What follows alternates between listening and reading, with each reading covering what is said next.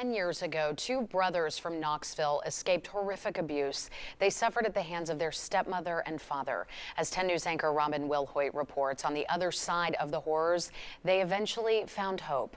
A warning, this story may be disturbing to some. I love vintage. Aren't those awesome? Those are awesome. Whether it's picking out fixtures So everything is handmade. or coordinating colors, This is actually a new red. Justin McIntosh finds comfort in creating a sense of home. I love anything and everything with a home. I love making your home as beautiful as you can make it. Home is supposed to be a haven, but growing up, home was full of horrors and abuse for the 24-year-old and his older brother, Austin. Now, investigators accuse Cox of handcuffing the two boys in the kitchen on numerous occasions. The siblings' story topped the headlines in 2013 when the two escaped the torture they endured for years from their stepmother, Jessica Cox, and their father, Michael McIntosh. She would just beat us. It was just horrible. Rather it was with extension cords, hangers, belts, canned goods. Literally just anything. How long would you go without food? Most of the time it was 2 to 3 days. If she was really angry, it was 4 to 5 days. Justin can't escape the memories of being handcuffed to the oven or kitchen cabinets. The boys would be forced to stand, sit, or kneel, sometimes for hours that stretched into days. She would have us fill the tub up with ice cold water and then take every ice tray out of the freezer and put the ice in the bathtub. And then it would have us get in, and she literally would get on top of us and try to drown us. The breaking point for the boys finally came in the early morning of May 28, 2013. The night before, Michael and Jessica arrived home to find Austin uncuffed. The couple handcuffed the boys together to a lower cabinet.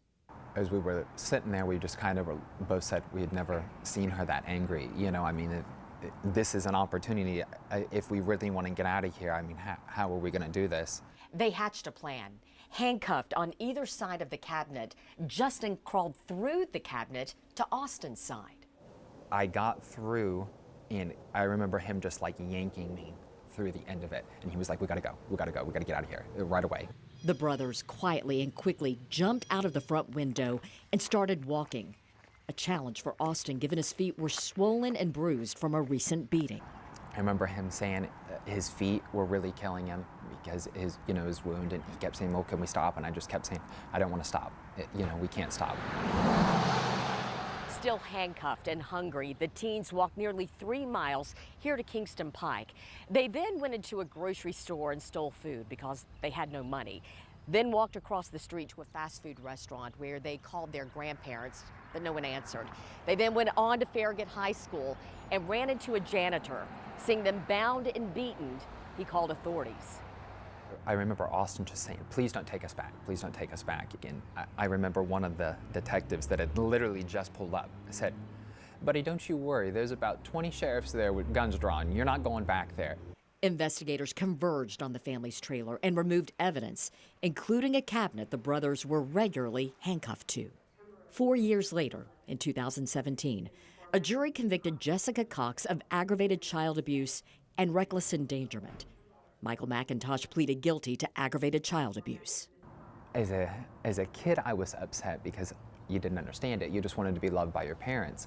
But as time has gone on, I think I'm more upset that he wouldn't have just manned up and said, this isn't good for my boys.